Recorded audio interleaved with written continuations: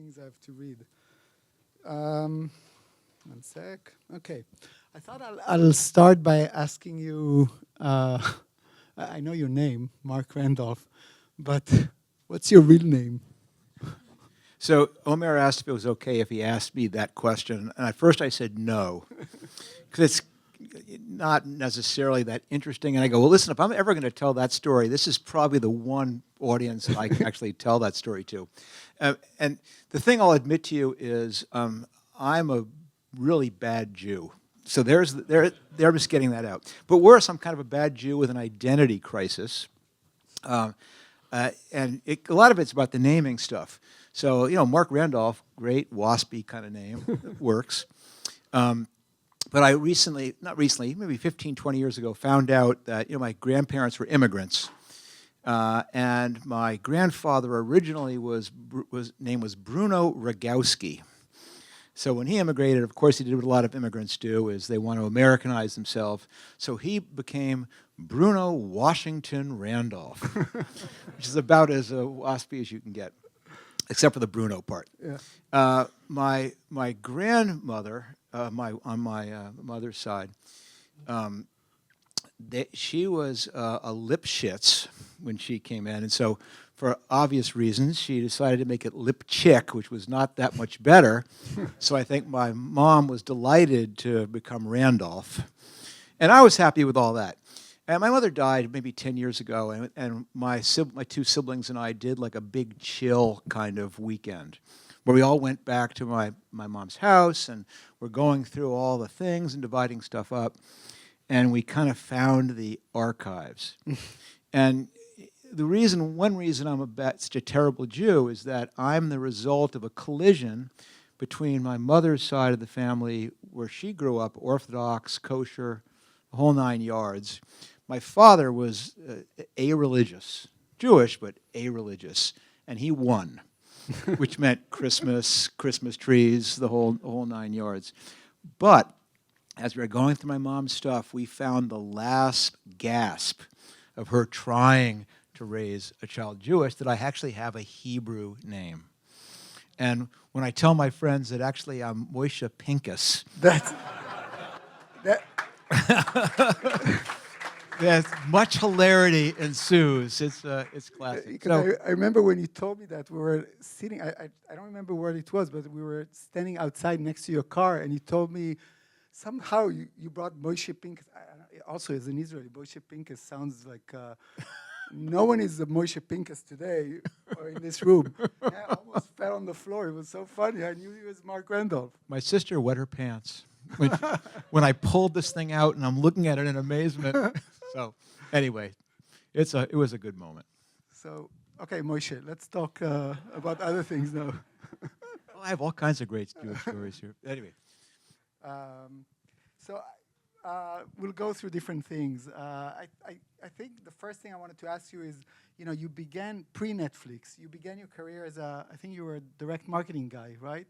And I wanted to know whether this early experience, doing direct marketing, direct response, whatever it was, how did that affect or, has to do with what Netflix is, and why it even made you interested in the Netflix idea?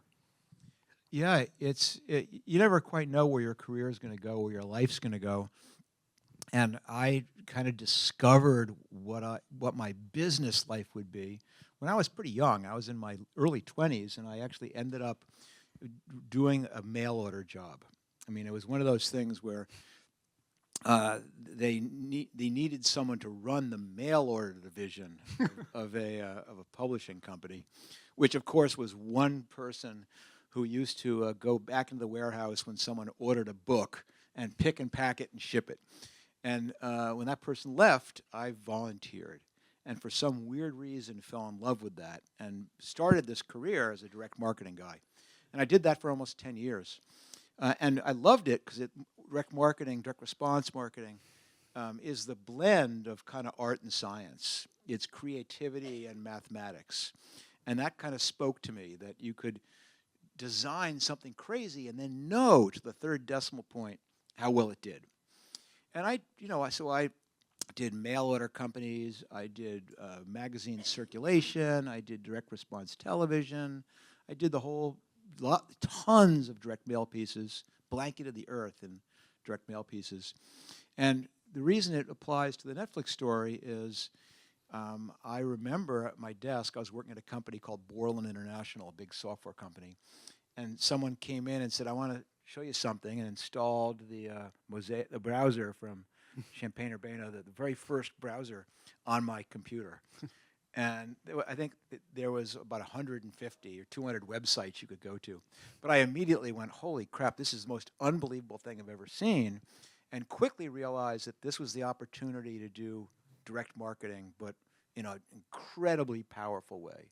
That before you could personalize something pretty bluntly. You could put in, you push in their name and address and the salutation and a couple of personal things. And the internet would let you do that to this granularity of one. And I said, I have got to figure out how to sell shit on the internet. And then Amazon came along not long after, and I went, oh my God, this is exactly what's the right. And so in some ways, when we had that fortuitous moment where I realized I was losing one job, but given 6 months to start another one, I said, okay, it's going to be an e-commerce company. And then Reed Hastings and I began casting about for an idea to do an e-commerce company. And that seems like a simple, origin story that I wanted to just do direct marketing in a more powerful way, but it rippled through a lot of stuff. If you think about, Netflix from the day one was incredibly data-driven. Back then, though, we had to code everything ourselves. There weren't all the tools you have now to do that. And that all came from this desire and understanding of how powerful metrics could be. I mean, one of my biggest regrets at Netflix is that I did magazine circulation. I did subscription business for years, and it still took me about a year and a half to realize that maybe we could do subscriptions for movies, and that's what unlocked everything. But it took me a year and a half to get there. So maybe let's talk a little bit about how this whole Netflix thing started, like the idea. And maybe I remember also some of the stories of, pre-Netflix, or, Netflix was not the only idea that you had, right? Yeah, it's true. Everyone kind of thinks, when they ask that question, where did the idea come from? Everyone kind of wants that moment of divine inspiration where, where the idea pops in your head and it's fully formed and intuitively right. What's it? Two guys can't make their rent. Let's get an air mattress and we'll rent out a room. And boom, Airbnb. Or can't get a cab on New Year's Eve. And boom, there's Uber. And that's all. Those are all bullshit stories. Those are the simple ways. And Netflix has their simple story, a late fee in a movie. And that's bullshit too. But they're just easy ways when people ask who don't want to hear the whole story. But the point is, this is a long time ago. This is 1996, 97. And Reed Hastings had founded a company called Pure Atria. Pure Atria had bought a company that I had founded with two of my friends called Integrity QA. It was great, made a lot of money. Investors were happy, got stock options in Pure Atria. They all went to the basement for form a business unit, and Reed grabbed me and made me VP of International Marketing. So I went from this very cerebral thinking about this company still in beta, and boom, all of a sudden I'm running marketing for a worldwide company. But anyway, that didn't last long. Luckily, 6 months later, Pure Atria got sold. Again, great outcome. But I got fired in the good Silicon Valley way you're all familiar with. You get all kinds of, you get time and you get benefits. And they go, basically, you got to stick around for 6 months because it's two big companies. We got to wait for the Hart-Scott-Rodino clearances and all that crap. And you don't really need to do anything except be available. And I said, sign me up. I'll start my next company. Reed was not going to start a company. He was going to go off and run TechNet and go back to school. But he was going to be my angel investor. And here's the get into the story. We needed an idea. And it wasn't like movies. I wasn't like, him and I weren't movie buffs. We didn't commute to work together debating French directors or who the best cinematographers are. We basically had young kids, so all we ever watched was Lion King. Anyway, so we had a methodology. Reed would pick me up at the house to begin the drive to our office in Sunnyvale, and we'd barely have pulled out of the driveway, and I would go, okay, I got one for you. Personalized shampoo. People are going to cut off a lock of their hair. They're going to mail it to us. We're going to have a team of ace hair scientists formulate a custom blend just for them, and they'll subscribe. And Reed wouldn't say anything. He'd just be like staring out the window, like he hadn't heard me. But he was doing this like rapid fire calculation of all the costs and benefits and pros and cons. And then, of course, he'd turn and go, that'll never work, and lay into me, and we'd argue all the way to work and argue all the way back. And we did that for months. It was true. I did pitch him personalized shampoo. I pitched him custom baseball bats. I pitched him shampoo, a personalized pet food. And then I pitched him an equally stupid idea, which was DVD rental by mail.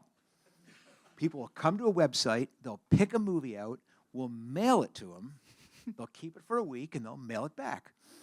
And that was an even stupider idea, because this is 1997. I mean, remember they had VHS cassettes? So big and heavy, you couldn't mail those. Yeah. So that idea got junked. And then the breakthrough, it was a long story, sorry, Omer. But No, it's good. The big breakthrough came one day when I got in the car and go, okay, Reed, get ready. He cut me off and goes, I heard about this cool thing called a DVD. It's in test market in a few cities. And it's small and light and thin, and it gave us the idea that maybe this would unlock that video rental by mail business, because now we could use the post office. Mm-hmm. And if there is an origin story, it was that very moment we turned the car around at the summit and then drove back down to Santa Cruz to see if we actually could use the post office to mail DVDs to people. And we couldn't find a DVD because, surprisingly enough, Santa Cruz wasn't a test market. So we bought a CD, a used CD, and then bought a little pink gift envelope like you'd put a greeting card in, put the CD in the envelope and mailed it to Reed's house.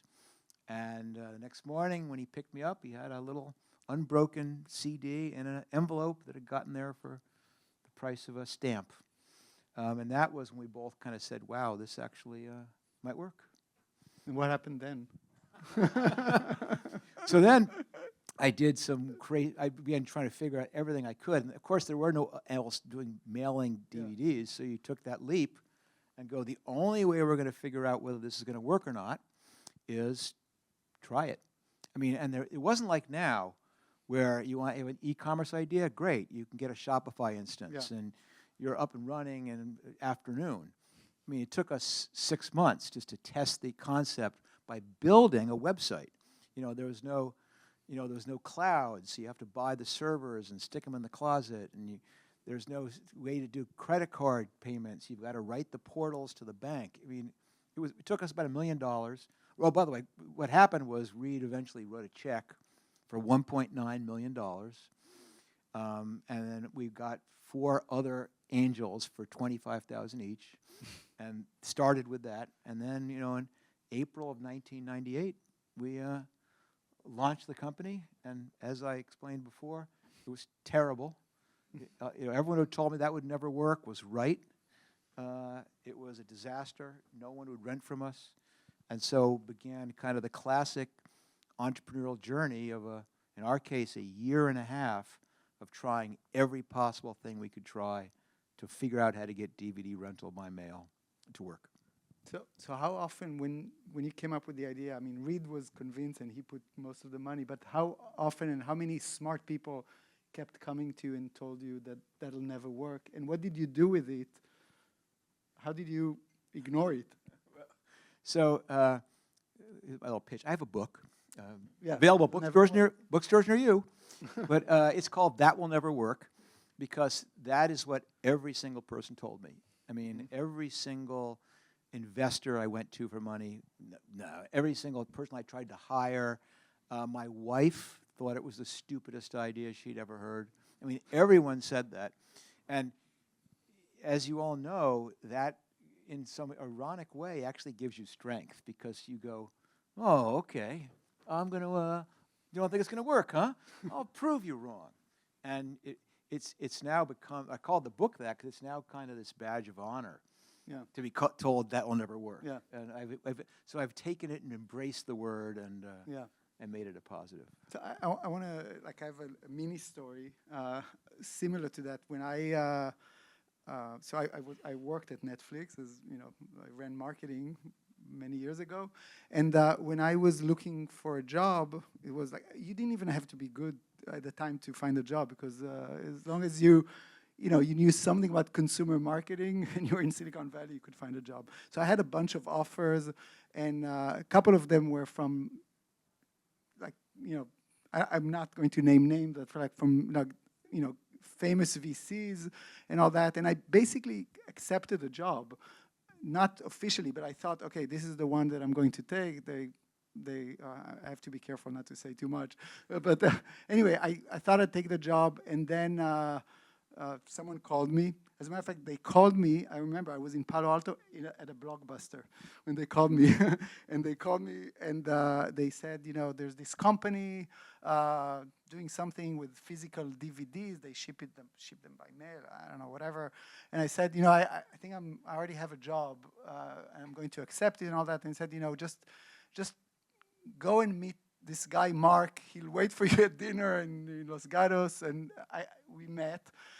And then I really liked you. I don't know why, but I liked you. And then then I met Reed, and I felt good mainly about the space and the vision and all that. And then I went back to this VC person. I told him, I'm debating. I'm not sure what to do. And he said, come to my office, and we'll go through all of your offers. I'll just tell you what I think about all of these offers, And one of them was Netflix. One of them was the company that he was investing in, a lot of money. And we went through all of them, and it was nice. And he said, this one I think, may be interesting. This one, obviously, it's the company I want you to join. I think it's really good. And we went through all of them. And at the end, he just told me, I just want to just summarize one thing. You have a bunch of good options. I hope you pick the one that I'm, involved in. But I need to tell you one thing. The one you must not go to is Netflix.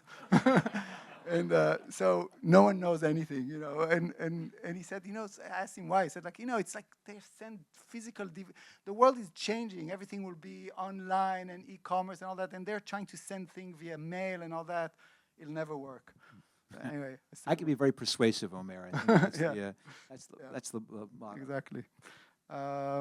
So if you could go back, to the early days of Netflix, what advice would you give yourself now, knowing what happened, if you had the opportunity to do so? Yeah, it's always a fun game to play. Is what would I do back then? And in all sincerity, I don't know what advice I would give because so much of success, and I don't mean like economic success. I mean navigating your way. You can't tell at the moment whether things succeeded because of you or in spite of you. Mm-hmm. You can't tell whether the things you thought were disastrous at the time ended up being the things that ended up being tremendously good. So it's like, I don't know if any of you are fans of time travel movies. The classic plot point is you go back in time and you do make some innocent change, and it ends up rippling all the way through. So to be honest, I'm really not sure what I would change. If anything, I was a little too timid about my testing stuff, and I shouldn't have been. I was really into direct marketing, so I knew all about running all kinds of tests. But in direct marketing, you are committed. You write something, you print something, you pay to have it sent out. So you've got to have it pretty decent. And you forget that on the internet, everything is so transient. You can do things super quickly. Mm-hmm. And at first, all my tests were kind of these works of art. We'd have custom photography, or we'd lovingly argue over every word of copy. We'd hire a copy editor. We'd stress test the site and check the links. And then it wouldn't work, and it would waste a month. And eventually I learned, okay, faster, You do a test in a week, and you do a test every 2 days, and as you probably, but when you were there, we're testing something every day or more, and shit's terrible. You know, there's the image has the watermark in it, or there's typos and misspellings, and there's dead links, and the site would crash. So the thing that I kind of realized is none of that makes a difference. Mm-hmm. And that was this huge unlock for me, that it wasn't about having a good idea, about arguing what should we test. It was about building this system and this process and this culture, if you will, for trying as many bad ideas as we could. And it affected so many things, because then we said, let's not argue about whether it's a good idea. Right. Let's just find out. And let's just throw out any piece of crap, because if it's a bad idea, even a perfect test isn't going to make it a good idea. Mm-hmm. But if it's has even an inkling of a good idea, no matter how poorly implemented it is, I've never, in 40 years of doing this, I've never gotten to the bottom where I've said, oh, okay, I went too far. That's too crappy. You're always fighting this desire to do something incorrectly, or to make a mistake, or to look silly. And you can never get to the point where it's too sloppy, too early, mm-hmm. Too down and dirty. Mm-hmm. That's what I learned. Okay. And what about, I want to talk a little bit about the blockbuster, I don't know how to call it, like a David versus Goliath type of thing. And this is also when I was there. So, like, what lessons did you learn from that part specifically, and how did that shape what Netflix became to be? So do you guys know the Blockbuster Netflix story? Yeah. All right. I mentioned it was a year and a half, and that finally the thing we tested was a subscription program. It was no due dates, no late fees, subscription program, and astoundingly it worked. It was the complete unlock. It was incredible. People began flooding in. They wouldn't cancel at the end of the first month, and then they're telling their friends, and all of a sudden the trajectory goes like that. And now every single thing in the world is subscription, and so all you guys running SaaS businesses or the similar, and that subscription businesses are incredibly cash intensive, because you spend all this money on acquisition, and then you make it back little by little over the months. So the irony of this is that the faster you're growing, the more money you're spending. And we were taken off, and luckily this is about 2000. Money is so, we were saying how easy it is to get a job back then. Getting money was equally, you went out onto Highway 17 and you'd hang up a green flag, and a money truck would just pull off and back up in your driveway and dump out the money, and you come out with the wheelbarrows and the pitchforks. Almost felt like that. Until, of course, I guess it was April or May of 2000, done. .com is the scarlet letters. So, and that's right when we're going like this. Yeah. And we're in big trouble, because we're going to go broke being successful, have way out of balance business model. So the decision was to do this thing you're all familiar with, called pursue strategic alternatives, which of course means you got to sell this sucker fast. So we decided to try and find a strategic alternative, and the obvious one was Blockbuster, but they were at the time in a very different place. I guess it's probably about 3 years. We were about 2.5 years old, maybe 100 employees, maybe $5 million in revenue at that point, but we had spent about $50 million in venture money to get to that point. Blockbuster. So we had 100 employees. They had 60,000 employees. They had 9,000 stores, and they were doing about $6 billion. So when we tried to get the meeting, nothing. Like, wouldn't respond, wouldn't answer the emails, the calls, the go-betweens. And we were on the Alisal Ranch. Yeah. So we're all at a corporate retreat in Santa Barbara. This is about 2 months after we first began working out, at a place called the Alisal Ranch. It's like a dude ranch, horses and all that stuff. And because we're going, it's pretty casual to begin with. So you go on the retreat, you got to work at it.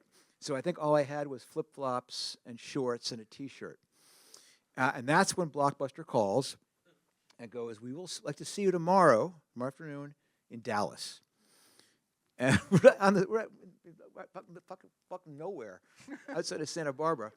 And I remember talking to Reed and go, there's no way we can do this. You can't fly from Santa Barbara any place nonstop. And the time difference, and we're screwed. And which is why the next day we are on a corporate jet flying from Santa Barbara. It's a rounding error when you're $50 million in the hole. And here's a trivia, and I told this story before, but I don't tell this part of it. The jet was owned by Vanna White from Spinning Letters from A Wheel of Fortune. So that pays better than Netflix. So anyway, we're on the jet. We go to Dallas, end up in this huge conference room, big endangered hardwood table in the middle of the conference room. And I'm there in shorts and a T-shirt and flip-flops. And Reed has a Hawaiian shirt, so he has buttons. And then the Blockbuster guys come in, and they're all guys. And, they're in their fancy clothes and expensive shoes and all that. But anyway, so we make the pitch that we'll combine forces, that they'll run the stores, we'll run the online business, we'll build a blended model, which all of our research had told us was the killer app, and we all win. And it was great. They were asking these good questions and leaning in until their CEO, John Antioco, leans in and asks the big question, like, how much?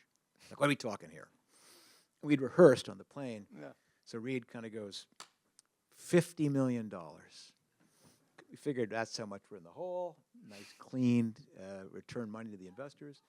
And basically, they laughed at us.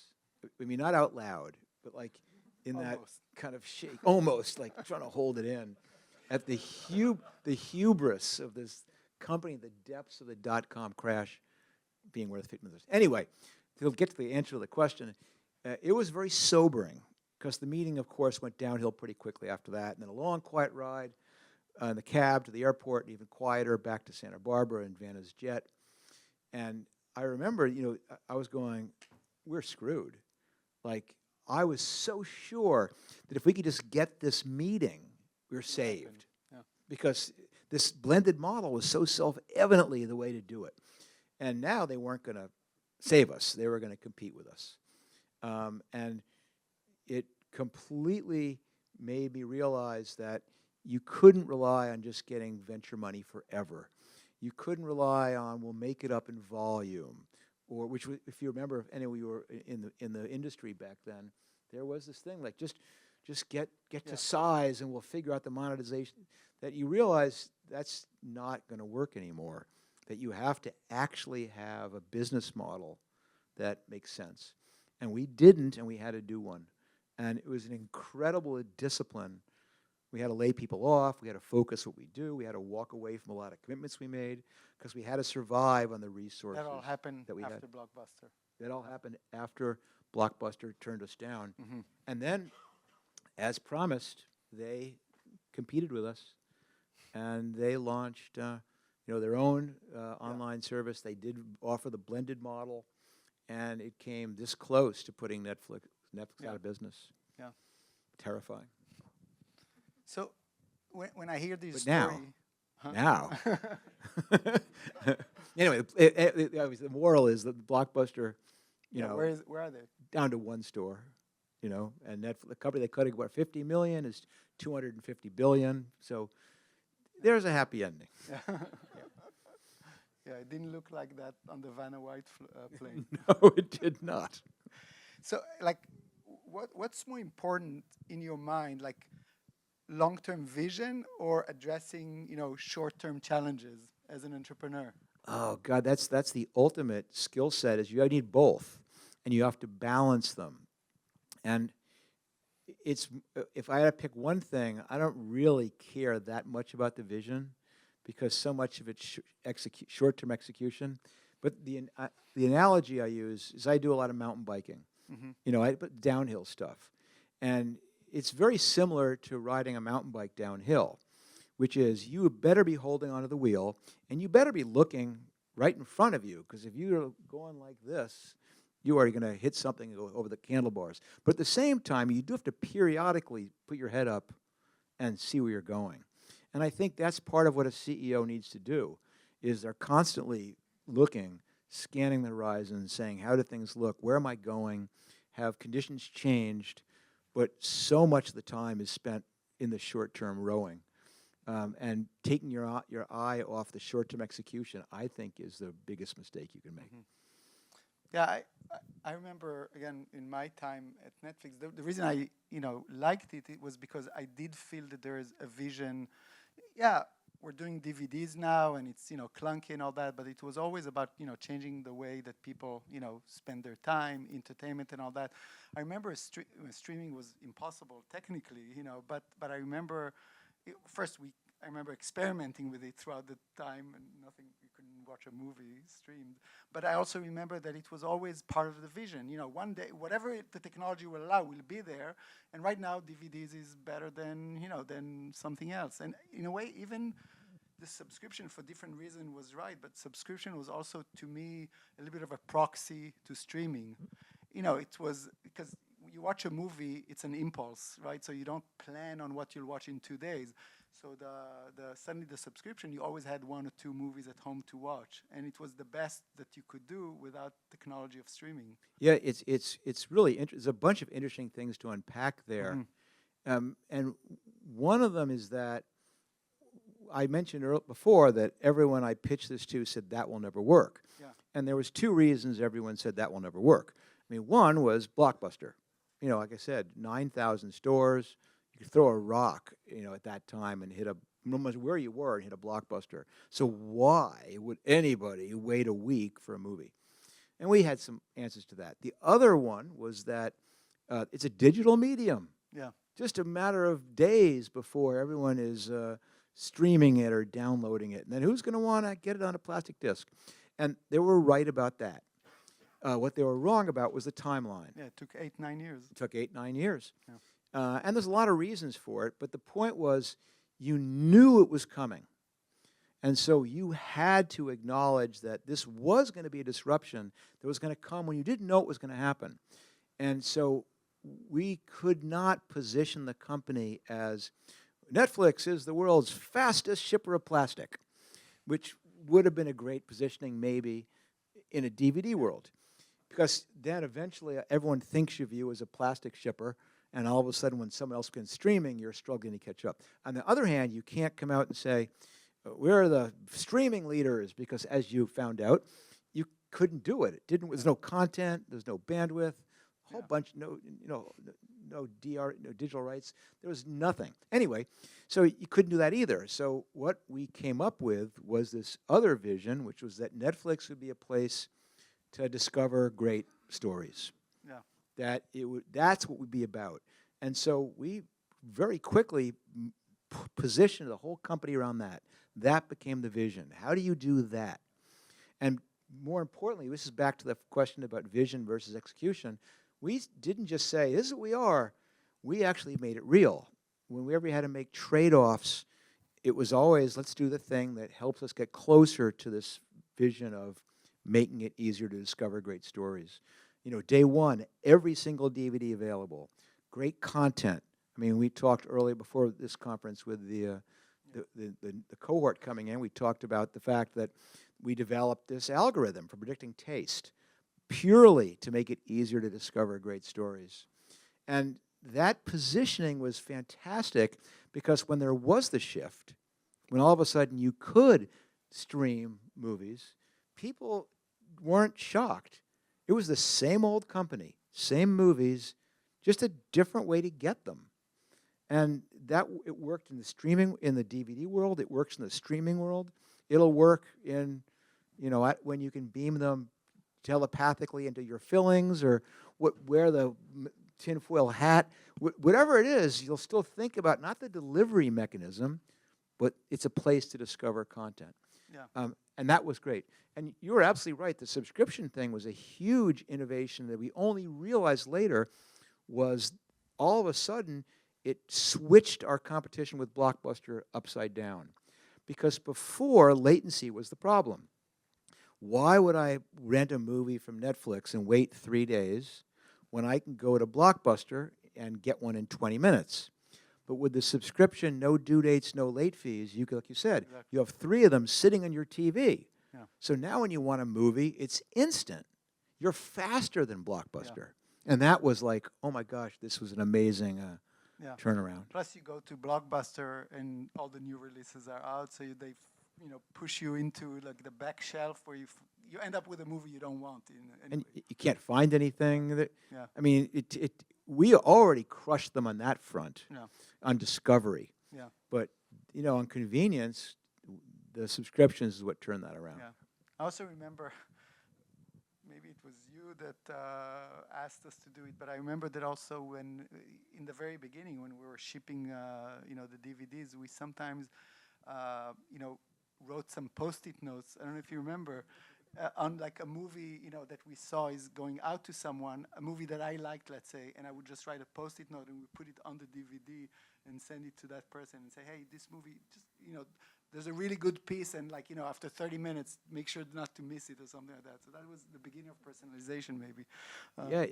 It was surprise and delight, Yeah. which is a huge thing. It was making sure, even though we got large, that everybody realized that that envelope was going to a real person. Yeah. That we used to, when I was in New York, I worked in New York and Manhattan for a bunch of years, way back pre-internet. And back then, if you had to go to the airport, maybe you call a black car, and they'd come, and you had this one company you always use. You had the Rolodex, and the dog-eared card with the name of the black car company, and you'd call them, and you would just do it out of habit until one day they didn't show or they were late. And then that card goes in the trash and you find another one. It only takes one bad experience and you lose the customer. And I used to tell that story at Netflix all the time. And I go, even though you're in the warehouse and there's thousands of these envelopes going out, each one of them, you pull one out and go, this person is waiting for this. Yeah. So we have to be a exception-based business. Yeah. I want to talk a little bit about the culture of Netflix, because this is something that always comes up. I worked in different places, and also just as with me helping other companies. So often we get into vision, mission, values, and all that, and so many times this means, to be honest, very little, because it's. I mean, just the fact that I do it for someone already means that something is a problem. Because why is it from the outside?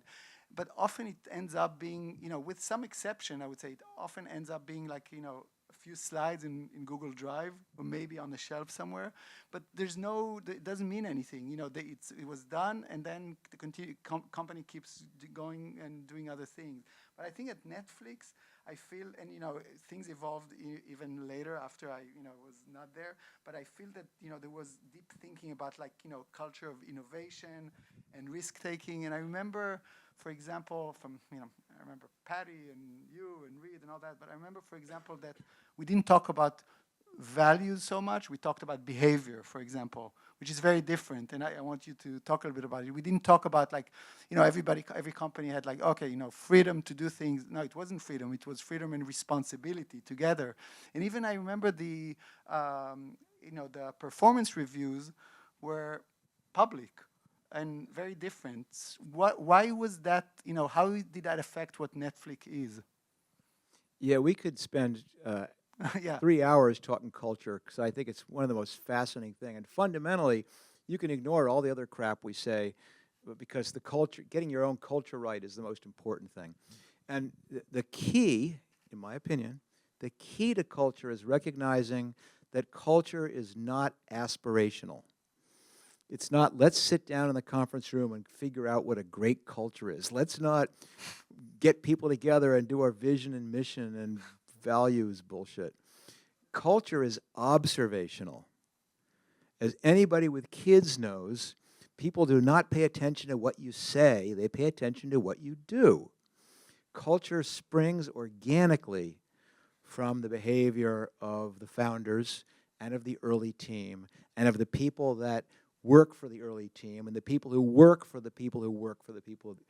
That's where culture comes from.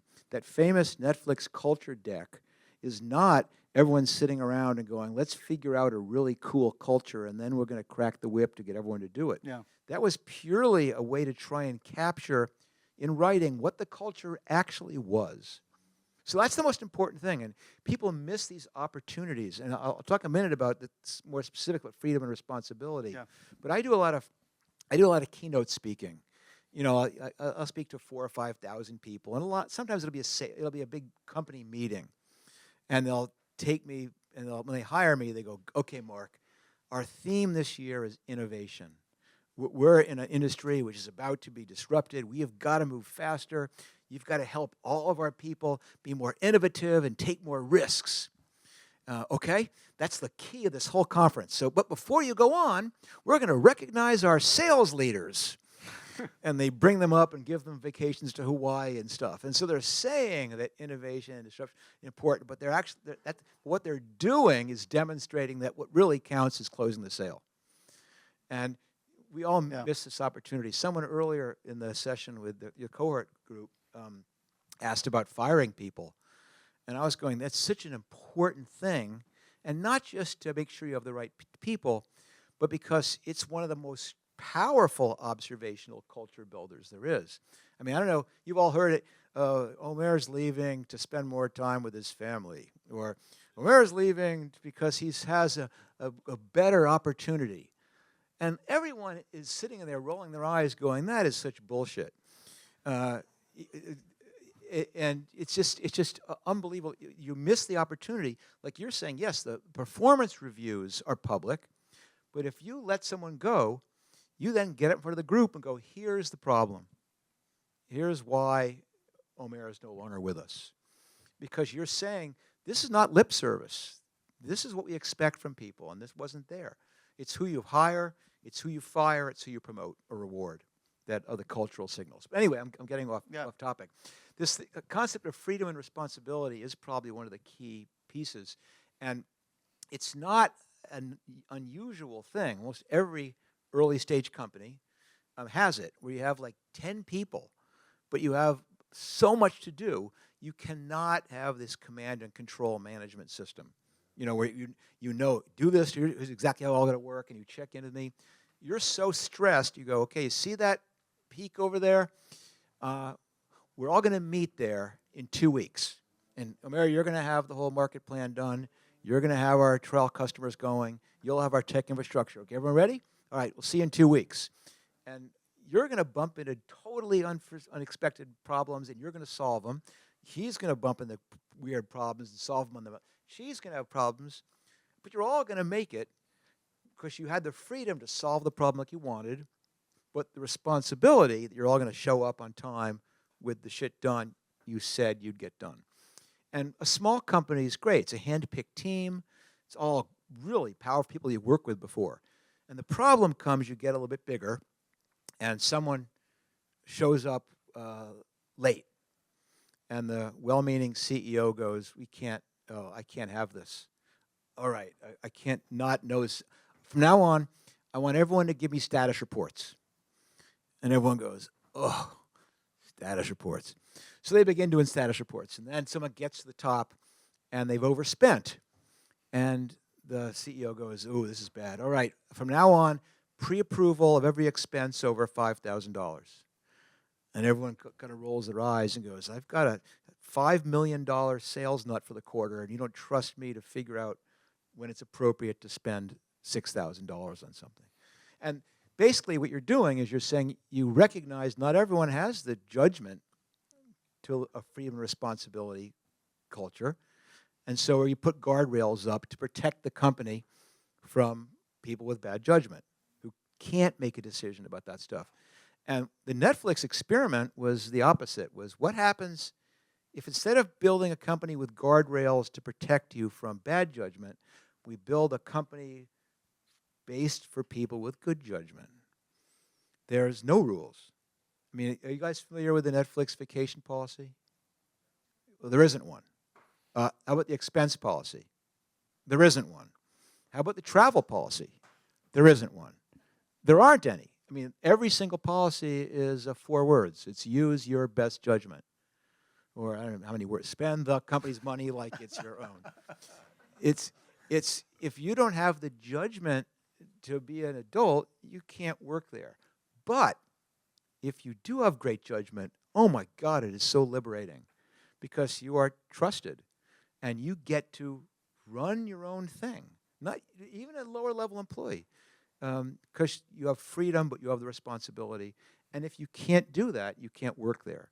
But it's an amazingly powerful culture. We spoke earlier about how someone was saying it's kind of interesting at Netflix that everybody has budget, even all the way down to make decisions. And it doesn't surprise me at all, because at Netflix, a manager only has 2 responsibilities.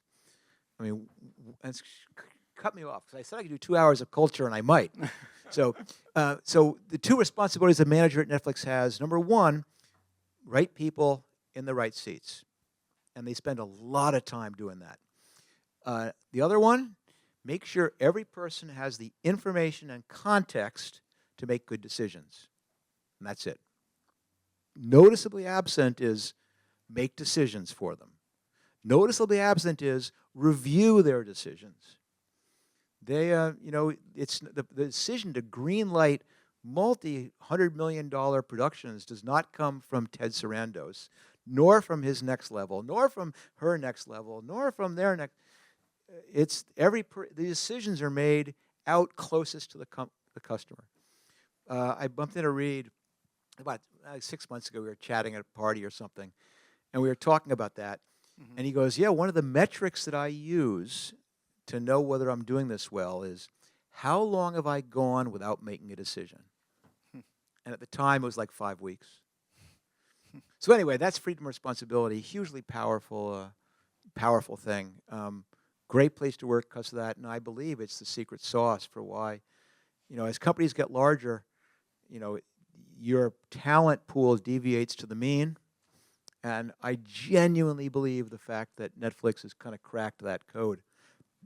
They've realized that attracting great people is not nap pods and kombucha on tap and fireman poles and all that bullshit. It's not even salary. It's treating people like an adult. It's surrounding them with peers who are equally talented. And it's a really, really cool thing. And a lot of that sprang from just how Reed and I treated each other and treated our first people, and then making sure we kept people walking the walk. I remember that a few times I ran after you to the car on Tuesday at 5:25 p.m. If I'm not mistaken, it was Tuesday at 5:30. You always left, and I can't remember why exactly. I think you had a family thing, and it was like sacred. But I remember that it was like, everybody was busy and working long hours and all that, and you at 5:25, you would, like, if you want to talk to me, walk with me to the car. And to me, it's like it's a little bit of a symbol to, you know what you're doing, and part of what you do is also that, not just work. I got to tell 2 quick stories. Yeah. That both spring from that exact same leaving at 5:30 every Tuesday. The first one is, this is maybe Netflix, maybe at Looker, but with one of them, I was an engineering manager, came in and said, "I've got great news." And I said, "What's up?" And he goes, "I'm in love." And if you're an engineering, engineering manager, how rare that is when an engineering manager says that. And he goes, "Yeah." He goes, "The problem is, though, she lives in San Diego." And I go, "Well, that's cool." And he goes, "So kind of what I'm thinking I'm going to do is I'm going to leave work probably Thursday after work, and I'll fly down to San Diego." This is before all the remote work was big. Fly down to San Diego, and then I'll work from there Friday, spend the weekend. I'll work from there Monday. Maybe I'll come back Monday afternoon. And I go, "Oh, that's interesting." And I go, "But let me understand something." And he goes, "What do you think?" And I go, "Well, I'll tell you what I think." I go, "If you're asking if it's okay to work from San Diego and for travel on Thursday and come back on Monday, I could care less. If you work from the moon, work half an hour a week. I don't care where you work, what hours you work, what days. That's up to you. So if that's what you're asking, fine. But if you're asking, is it okay to not get the things done that I expect of you, that's not okay. You're an engineering manager, so tell me, is that the kind of job you cannot be available for your team? I mean, can you really do that? But you have to make this decision. I'm not going to make the decision for you. And he made one more engineering manager without a girlfriend. But you know, he and that's part of this freedom and responsibility thing. And Yeah. that's why leaving at 5:30 is not necessarily a bad thing. I don't care when people work. I don't expect you to get the things done. I don't care when you take vacation. But don't go, I'm on vacation, and then expect me to cover your job. And this up and down. A receptionist. At Netflix, the job description is you're the face of the company. You're the first experience. That's your job responsibility. And figure it out. Mm-hmm. And you don't need to have rules, no eating at the desk. You don't have to have, Yeah. they can figure out what the appropriate approach is. And that it works at every level. And it makes someone who would normally be in a job where they're going, this sucks, what hours I can take lunch. Instead they go, this is kind of cool. I can experiment. I can put popcorn out. It's Yeah. every level. All right, but that isn't the real reason for the 5:30. And I hope that you're probably just being coy about saying you don't know the reason. Yeah, of course. The reason that I left every single Tuesday, rain or shine, at 5:30 is that was date night. Yeah. That was my wife and I get a sitter. We'd go out. Cell phones weren't as big a problem then, but no cell phones. Leave them in the trunk. And we'd do a date, just the two of us, and we did that every Tuesday, rain or shine. And as you guys all know, in a startup, that's really hard, which is why, if there is, you got to talk to me, we're talking on the way to the car. If it's a crisis, we're going to wrap it up by 5:30, but I'm leaving. Yeah. Because I recognized myself when I was in my late 20s that I was working like a dog. And not because I had a slave driver boss, I loved it. I mean, I was working till 9, 10 at night. I was working a day and a half on the weekends. And the person who that wasn't working for was my girlfriend at the time, now my wife. Mm-hmm. And I kind of had this revelation that if I wanted to have a relationship, I had to prioritize differently. Yeah. And that led to a whole bunch of things. The more symbolic one was that. And I call it symbolic because it's exactly like you said, culture is observational, not aspirational. Yeah. No. And you can get up and stand and go, yeah, we all should take care of yourself, spend time with your families. And then the boss never takes a vacation. The boss is calling at all hours. I mean, so you've got to model the behavior. And here's the miracle. I don't know how it happened, but people stopped needing to talk to me at 5:30. Yeah. And the crises, they just didn't seem to happen as often on Tuesdays after 5:30. And even better, you begin seeing other people doing it. Yeah. And it was a powerful thing. And I'm sorry, one last thing. Netflix was my 6th startup, and I did another one after it. And 2 of my companies were multi-billion-dollar exits, and 3 IPOs. I've had an unbelievably good Silicon Valley career. But the thing that I'm proudest of is not that. The thing that I'm proudest of is not that I did all those companies. It's that I did those companies, and I stayed married to the same woman, and my kids grew up knowing me, and best as I can tell, liking me, and that I still got out to go all my outdoor stuff. And as you guys know, that's even harder. And I'm super proud that I managed to pull that one off. Yeah. So Totally. there you go.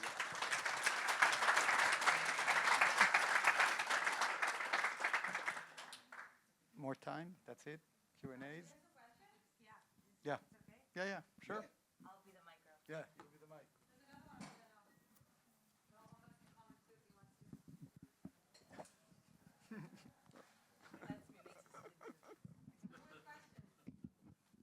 Or just yell it out. Yeah?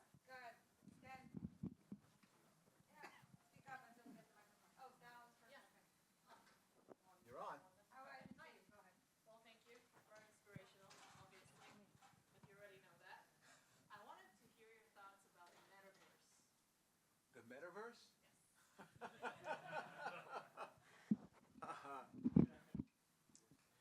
Yeah. First of all, I'm old, and that's going to color a lot of my thoughts about the metaverse. Number one is, for God's sake, get outside. Listen, I, I take great pride in having started Netflix, but I'm horrified that my biggest achievement in life was helping people spend more time in front of a screen. So the metaverse is powerful, but I'm inherently, I dislike it for that reason. Terrifies me what's happening to young people and the addictions to screens. But I own land in the metaverse, so I believe in it. I think it was really powerful. I'm a huge blockchain aficionado. That's the wrong word for it. Enthusiast. I love new technologies because I have no idea where they're going to take us. But to be honest, I don't have a really, really deep understanding of what's happening technically or culturally there. It didn't quite take off the way I expected it to, and certainly I'm looking at the bet that Meta's making on that, and I'm going, I wonder what they think about all the hundreds of millions they've spent there. Thank you again, Ron. So this weekend I was told I'm doing it all wrong in marketing as a founder, and SEO is dead because of AI.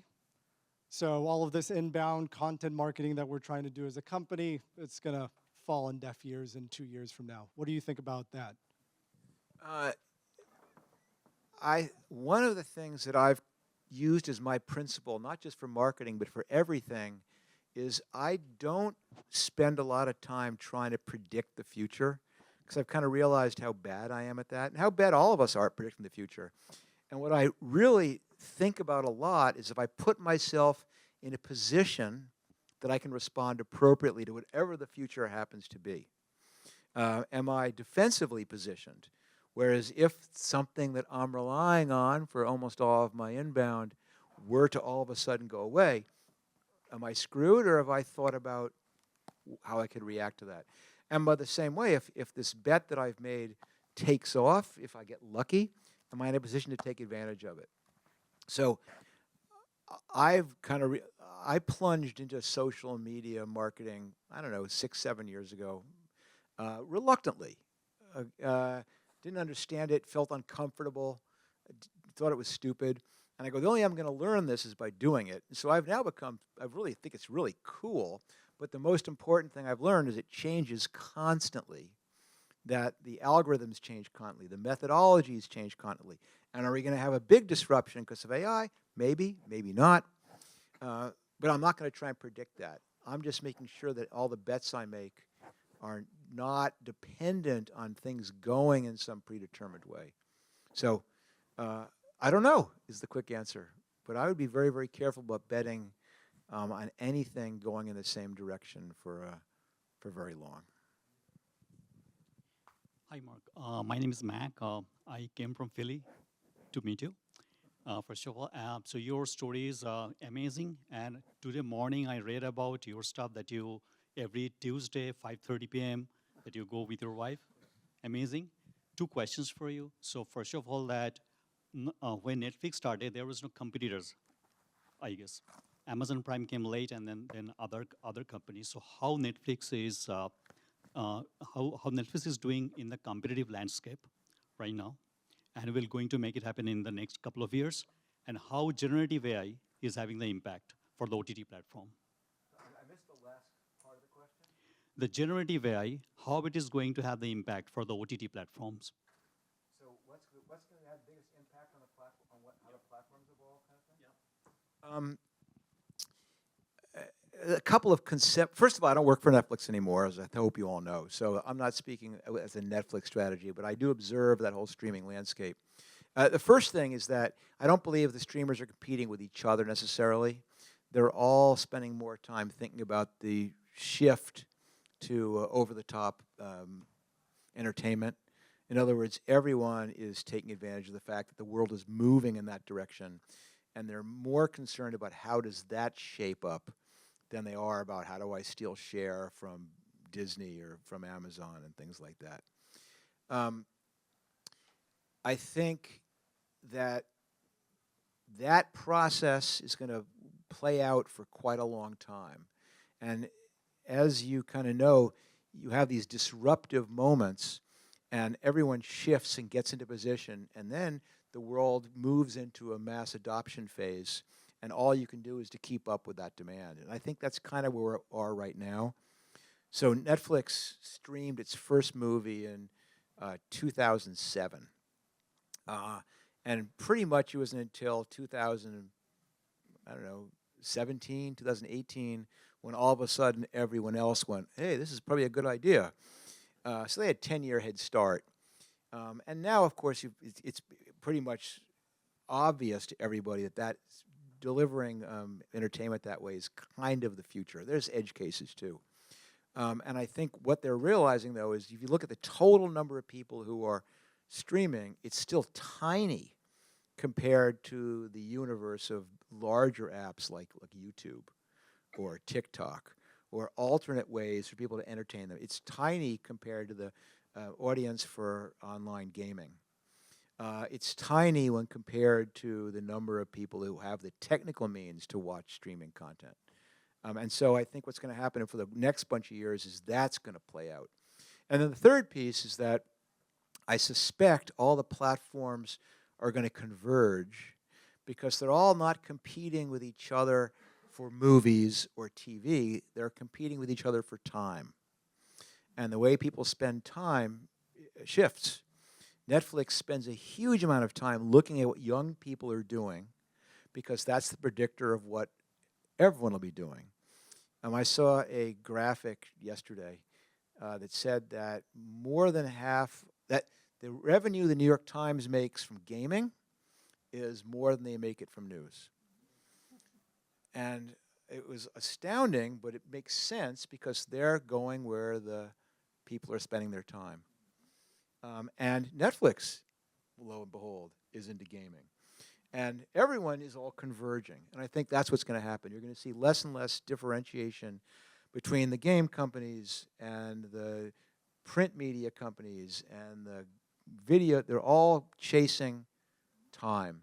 And as Reed said, our biggest competition is not the other streamers. Our biggest competition is sleep.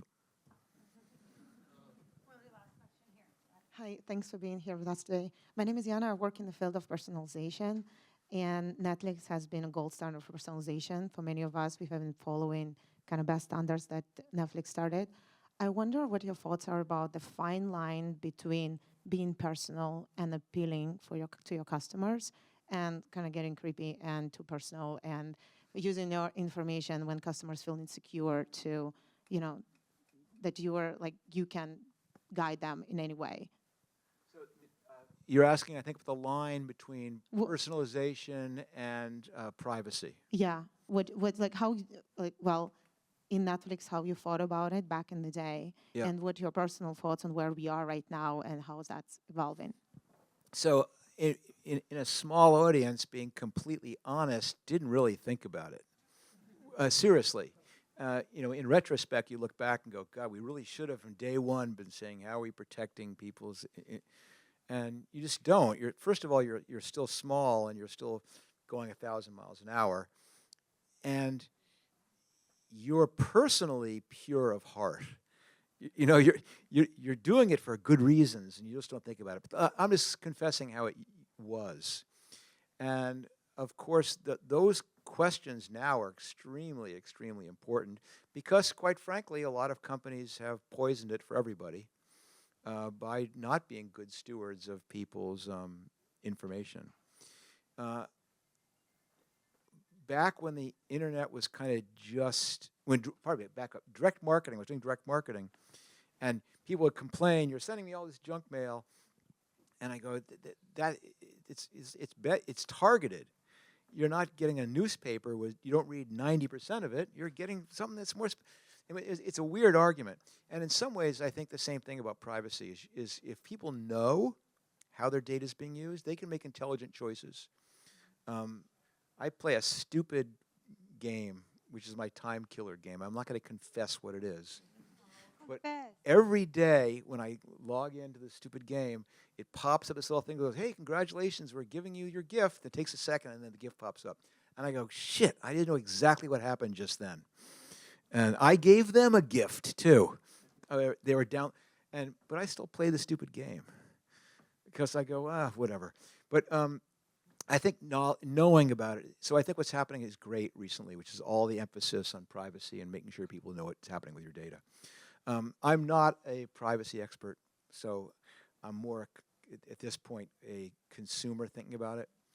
But I think had I known now what I knew then, I would have been thought very, very differently about how having the protections in place about what information we did capture from customers and how we used it. One last thing on that.